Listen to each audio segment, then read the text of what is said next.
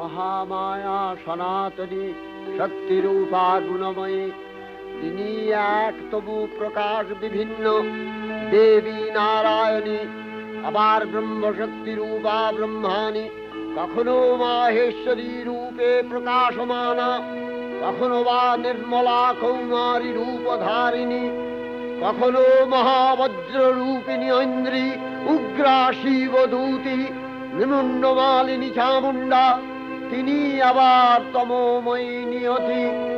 এই সর্বপ্রকাশমানা মহাশক্তি পরমা প্রকৃতির আবির্ভাব হবে সপ্তলোক তাই আনন্দমগ্ন।